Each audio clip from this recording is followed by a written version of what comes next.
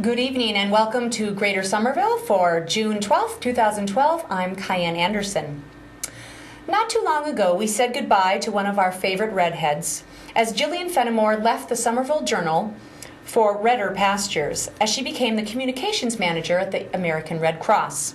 Luckily for Jillian and our entire news-thirsty community, the Somerville Journal recently landed a very talented and gifted journalist who has taken the helm of our wicked local ship and will be steering us into the sunset, where I'm certain he'll encounter those calm open seas along with plenty of choppy political waters, which is exactly what makes our city such an exciting place to be. After stepping down from his position at the Watertown Tab, where he was for 1 year, Dan Atkinson has become the new editor of the Somerville Journal as of April 2012. A native of Rochester, New York, a lover of music, local and otherwise, and a voracious reader, he comes to Somerville with years of experience as well as a fresh new outlook on local government. Dan has called Somerville home for the past 5 years and currently lives in the Powder House Ball Square area, where he frequents Renee's Cafe as well as Kelly's Diner. It is my pleasure to welcome for his very first debut appearance here on Greater Somerville, Dan Atkinson, to the show. Well, thank you for having me. Welcome to the show. It is, it's quite funny. It's very bright in here. It's almost like our summer tan is going on right now. I could very much use a summer tan right now. I go out on my porch and I get roasted alive. Yeah. Well, you have a suit on, so you might be a little warm. It's a little warm in here in the studio. But yes, we're going with the summertime look here. Welcome to the show. This is kind of a kickback to Joe because he's not here tonight. But when we have guests here for the first time, they're supposed to kind of look behind them and do the weather report, and I don't really do that, but it's a little cheesy, but I'll do it. So, I mean, what do you think? What are you predicting? I'm predicting rain at some point in the next 7 days, but probably sooner than that. Okay. I don't want to get any more specific. No, you don't want to. That's what weather people do. That's fantastic. Callers, we remind you, if you want to place a call tonight for our guests, feel free to do so. Give us a call, 617-628-9876. And I first want to take a moment and quickly extend my sympathies to Joe Lynch and his extended family for the recent loss. Joe had intended on being here this evening, but for obvious reasons, he was not able to attend. So Dan, originally from Rochester, New York. You moved to Boston. Yes, I came here in 2000 to go to BU, graduated in 2004, and after looking for work for a little while, came back here, started out in Watertown at the tail end of 2004, and I've been in the Boston area ever since. Okay. Now, you were a crime reporter yes, before this, though, correct? Yes, but I was a crime reporter up in the Newburyport area where there is not exactly a lot of crime beating down the doors. Not to say that that's not a challenging job, but I would think it might be. I mean, did somebody steal someone's garbage can or recycling bin? Or there were not a whole lot of garbage can thefts. There were knick-knack thefts. There was some decent crime out there. Other areas, especially up on the beach, Salisbury has a significant drug problem actually. Really. And there's always interesting things going on. There were the 3 boys who broke into a turkey farm and killed all the turkeys. So that was one of the weirder ones that we had. Was that around Thanksgiving? This was, I think, in September. Wow. So they were definitely getting a jump on the season, yes. Okay. Now, have you always been a writer? Has this been always, one of your... Did you write books when you were a little kid? I did write those little picture books when I was younger. I think my mother has saved them, despite my protests. But yes, those are great. But no, I started writing for a newspaper in high school, and that was a real gas, and I just liked it, and I wanted to continue doing it, so I came out to BU, majored in journalism, worked on the Daily Free Press out there, which was really where I spent all of my time in college, and have been in newspapers ever since. Okay, so your background, you're an crime reporter is what your specialty is? I've done a lot of it. I like political reporting as well, but there's obviously some crossover there depending on who the politicians are. and I've got a great crime reporter right now in Adi Guha, so I pretty much let her handle all of Somerville's crime. Yeah, she's all over it. So now what type of news publications, print or electronic, what are you regularly listening or reading to? Like, what should we be up on? Well, I always check every single one of the wicked local papers. They're the finest in local news. Good answer. Good answer. But no, I try and keep up with the sites around the city. I mean, the Globe and the Herald, obviously, State House News, obviously. I really like the Phoenix's local coverage. I really like Universal Hub just for its sort of interesting take on the news and the way that Adam Gaffin picks things out that may not be looked at by other people, like the complaints at Boston City Hall. And there's sort of a reflection of that in Davis Square Live Journal, of course. Yeah. So I try to keep up with a fair amount of things. I'm sure I miss a few. Well, gosh, there's a lot going on, and there's a lot of outlets in Somerville, which I think is one of the things that Jillian had mentioned last time she was here. That there's really so many places that people can get their voice heard, which I think is wonderful because you want to be able to have that communication. Yeah, there's a lot of just coverage of what's happening from the Somerville media. The Scout picked up a interesting tidbit today about Rosebud possibly being closed. We followed up on it. No, I was just there. Breaking news here on Greater Somerville. It's according to the owner, they're not closing, they're not going anywhere. According to his son, they might be closing, might be going somewhere. So, still playing out. Rosebud Cafe, best burgers, good beer too. You should all. Anyway, that's good to know. We need to follow up on that. So now, why Somerville? I mean, obviously there was an opening, but I would say, what is it about Somerville that, what makes it different from Watertown? Like, what are you anticipating? Do you have any thoughts on that? It's a different dynamic, just the way that the city is laid out, and that Watertown is officially a town. And I think the residents of Somerville think that they're in a city and know they're in a city. The residents of Watertown think they're in a town and work their hardest to make sure that it stays a town. Yeah. Somerville's just more dynamic. There's more going on. There's more willingness to, I think, move forward and try out new things. Watertown's a little bit more staid, not quite as interested in trying to see if they can get new developments, different ways of doing things. Now, how are the politicians? I have to ask this question, but I mean, have you found you've only been around for a couple of months, so you're kind of fresh. But do they engage you? Or are they? Oh, certainly. They do.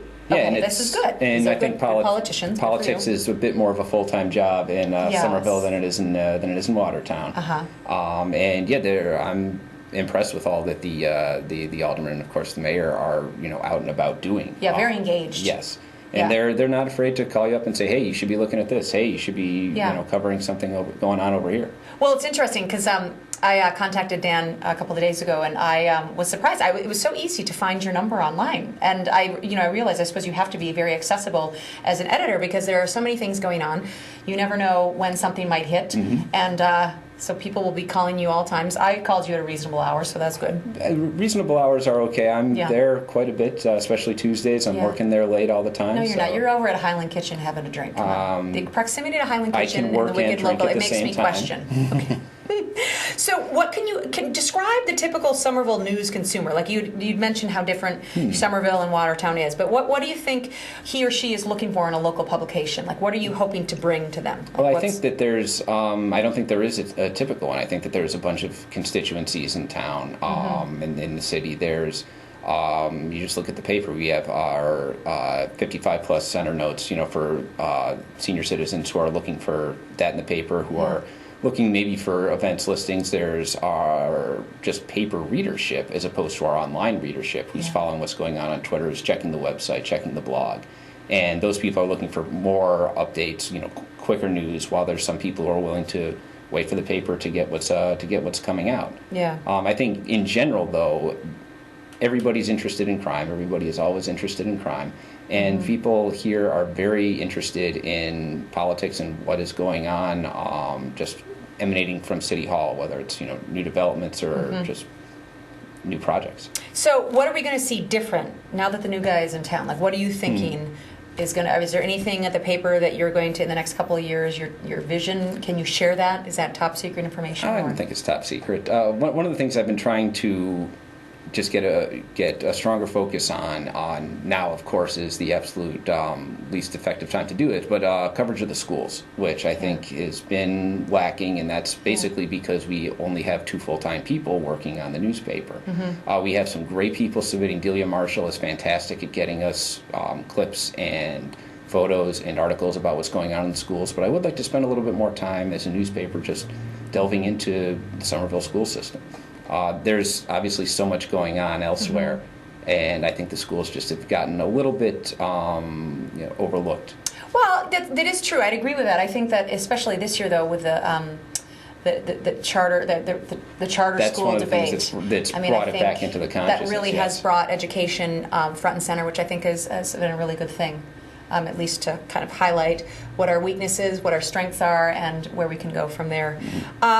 So, I'm always interested because in the recent years there's been a lot of upheaval in the news industry, and I full disclosure, my sister is a journalist, and I actually told you earlier, my sister actually helped me with some of the questions, so thank you, Kendall, for doing that. That was nice, because she's got the journalistic speak. But anyway, one of the things that I've always wondered about is, how newspaper has changed over the years, and, what is it that the Somerville Journal publication, how are you planning to keeping it viable and operational? Obviously there's a push for the online presence, right? But what other things? Online's really the way that things are heading. The paper is getting a little bit smaller, and it's becoming something that more people, I think, are they still read it, but they're finding the same information online, and they're more willing to just go online and get the information there. Yeah. I don't think the newspaper's ever going to go away, but I think that there's just going to be more and more of a focus on online content. And so how does that, do you just focus on, and we don't have to talk too much about finances here, but I'm curious about that, because obviously there's ad space on your, the paper publication. So I would assume there's a similar, because the shifting of making a smaller paper, there's less available ad space, all of that. So that all has to come into play, right? That's a challenge. It does come into play, and we've got a good ad team that's going out trying to get, local businesses to advertise, and I think that's a strength of any newspapers if you've got local businesses willing to, put their ads in your pages. Yeah, very supportive business community here in Somerville, and which is wonderful. And we actually like to cover them aside from ads. There's a lot of stuff that's just happening. Audie is right now at Taste of Cambridge because she goes to the Taste of Everything, but last week she covered Taste of Somerville, which is a great look at just the local restaurants here. But as far as ads and as far as paper shrinking, it's happening. It's just the way that people are consuming news, and we are working to make sure that they can get all of the content and more of the content that they're getting in the paper online. So what would be a wish list then? So if you were to look at Somerville Journal in 3 years from now, what's your wish list? If you had no financial barriers, I know this is a big question, but I'm always big for these bucket list questions. What do you want to see? What do you want it to become? I would want more staff. The Journal was, one time you had 2 reporters not too long ago. Then it was 1.5, and now it's 1. And that's just the way that things are. But obviously more staff, you can have more coverage, you can spend more time on projects, and maybe we'll get there again. But that's easily the number one item on the wish list. Number one wish list. So we mentioned a little bit about investing in the online presence that you have. So do you have, I know everybody, the big thing is apps. Everybody's got an app. Does Somerville Journal have an app? Because I just recently got a new iPhone, so I feel like if it does, I need to kind of... I don't believe we really have any apps, but we are... just kidding. No. It's just a little bit of a wish list for me, but that would, a little app crazy. We want to make sure that everything is going online and getting to people online. We've heard complaints from people in the past, especially we'll put up an article on Twitter and people will say, hey, we can't read this, what's going on? And it's not you, it's our widget that's malfunctioning, but that seems to be working pretty good now. Okay, so what are some of the things that that interest you the most about Somerville in terms of story topics? You talked a little bit about the developments, things like that. I'm full disclosure, I'm an architect, so I obviously follow all the developments going on in the city just because I'm a nosy neighbor. That's my job. But what are some of the things that you think, aside from the school system, which I think is a very worthy pursuit, what are some of the things that really interest you about what's going on or what you've heard? What I'm really interested in right now is, as of last week, the budget came out, and obviously the most interesting thing that a paper can look at in a community is how that community is spending its money and what it's spending its money on. And Somerville is one of the things that I've noticed while just looking at the budget. There's so much that Somerville is getting either through grants or through trusts that have been set up in the past, and that's really great. It's obviously a tribute to the people who are working really hard in getting that, but who's keeping track of that? I think that there's something to be looked at, and just, how is all of this stuff being looked at? Yeah. And I don't know I don't think there's anything wrong with anything going on, but following the money in politics and in town government spending will usually lead to something interesting. Well, I think that's interesting. You're right, because I find that, and I hope the government doesn't take this the wrong way, but sometimes there's so much information, like the alderman meetings or all that, it's almost information overload. So what I would think as a consumer of the news, I would say a very advantageous thing would be taking all that information and compartmentalizing it and streamlining it in a way that people will pay attention. Do you know what I mean? No, Because I think that streamlining and finding a focus is one of the most important things we do when we're writing an article, because the information is out there. It's just in 600 pages of an accountant's ledger. So giving it context and making it easy to understand is something we try to do. No, and that's because like with the budget, like that's one of those things. And again, my brother, well, just talk about my whole family. My brother is an accountant he's a finance guy. But honestly, I mean, I'm a bullet point person, so or a highlight person. So I mean, I think that that's a really great thing that we have all that information. But again, it's just really making sure that they pull up the things, because it is interesting, the budget and where things are going. And I think that's when you highlight those critical things that aren't quite right or are right, I think community members will be more apt to pay attention and engage. I mean, how do you find the Somerville community? This is another question about engagement. Somerville community is not afraid to tell you that you're doing a bad job and you should be doing a better job, and that's good to hear. Really? You've only been here a few months and you've already got complaints? I hear from people all the time, and is it always the same person? I don't think so. We know who you are. They call us and complain too. No, I'm kidding. I don't know who you are. People will call up and say, and I've heard this by far the most in terms of complaints, is you need to do more investigative reporting, and I think that's a very good complaint to give us. We should be doing more investigative reporting. Sometimes the problem is it takes time, it takes effort that for one piece you could be putting out 5 other stories, but it's also something that it's our job to do. Yeah. And I would like to try and get more investigative pieces in the journal. Yeah. People want to give me things to investigate.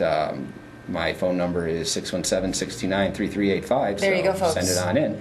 But there's plenty to look at in this city. Little tips. No, I think that makes sense.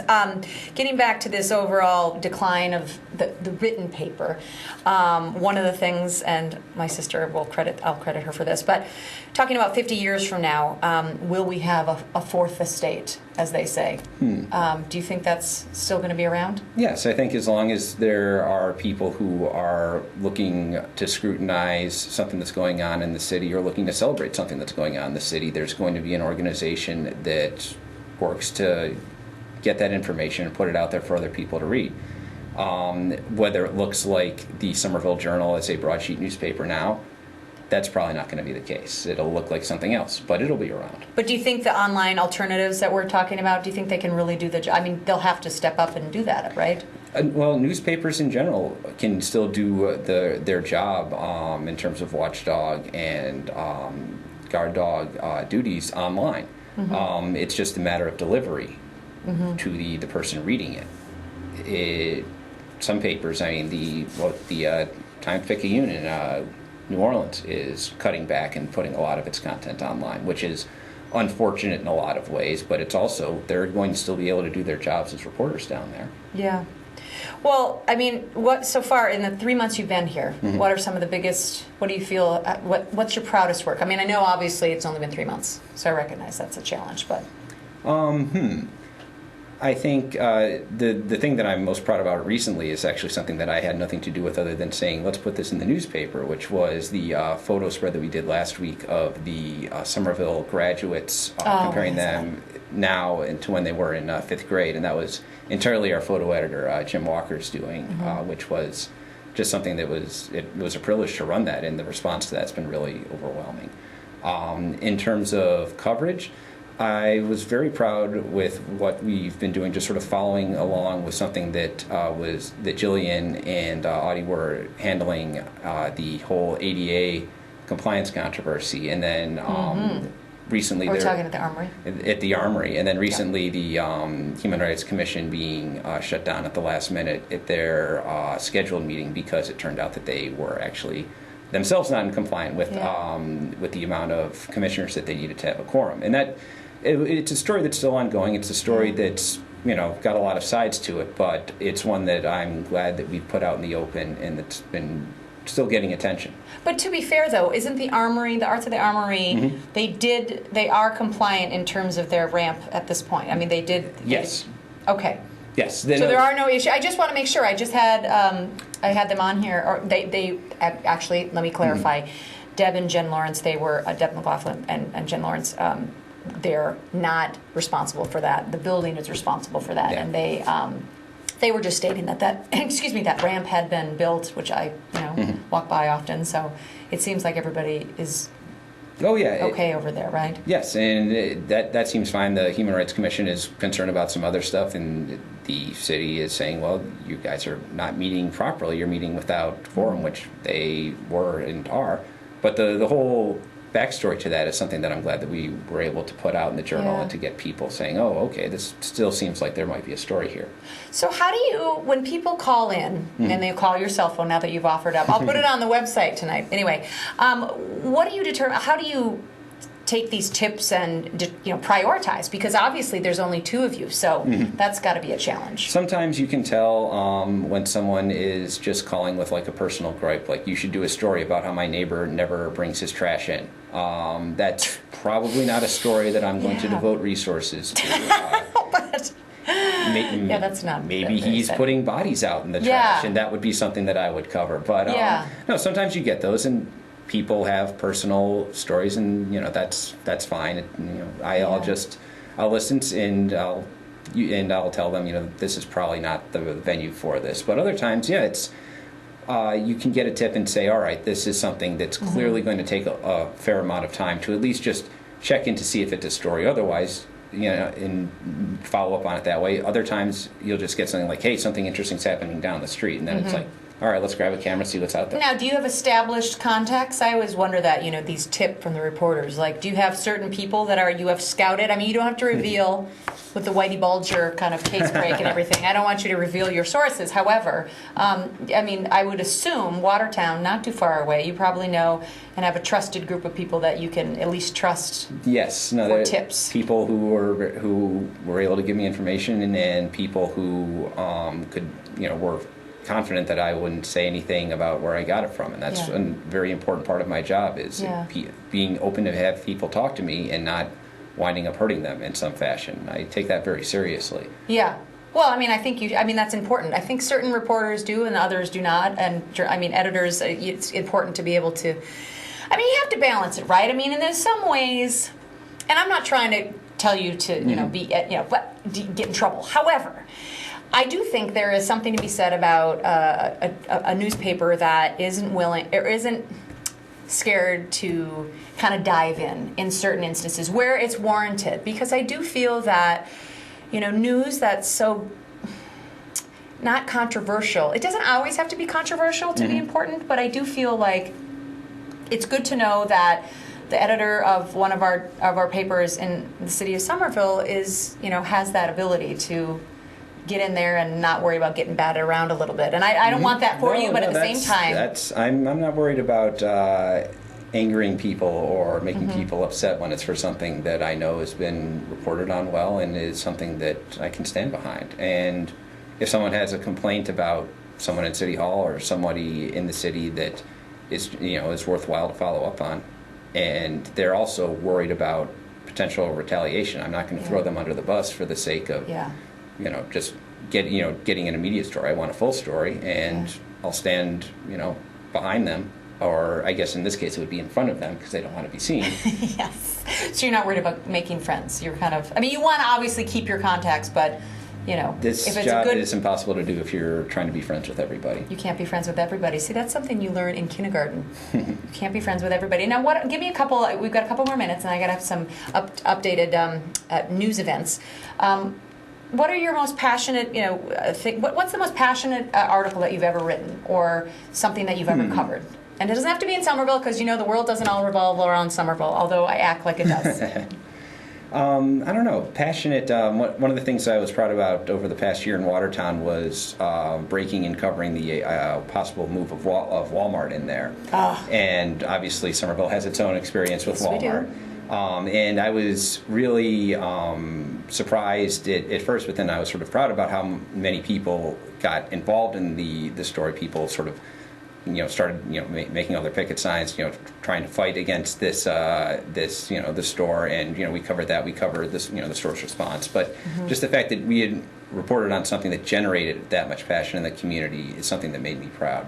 Yeah. On another sort of different kick, in Newton several years ago, we wrote a story about the 5-year anniversary of, and I don't know if this is something that got a lot of play. I think it did get a lot of play at the time. There was a very terrible bus crash where several middle schoolers died on a field trip, and we wrote about the anniversary of that. Talked to people who knew everybody, and it was it was quite an experience because you were talking to these people who were very vulnerable and open, and they were willing to share that with us, and then we could share it with the community. And it made me really respect how the newspaper can reach the community and bring everybody together in that sense. That's a wonderful thing. Wow. No, that is something that a lot of people don't realize, and as a writer you have that ability, so that's pretty powerful. Just a couple upcoming events while we got a couple more minutes here. As everyone knows, the Union Square Farmers Market is this Saturday from 9 to 1. I'm very excited, but there's a new offshoot of that. That's Swirl and Slice Farmers Market, and that's on Thursday, June 14th at 5 p.m. Union Square Farmers Market, it's basically there'll be a jazz band playing, some bread, cheese, wine, and other specialty food makers. So it's kind of like a food market, but at night. And it's got wine. So go check that out. Best kind of food market. It's the best kind of food market. There is a bed bug summit, which doesn't sound very exciting after that food market, but CAAS is putting on Friday, June 15th at 9 a.m. At 51 Winthrop Street in Medford.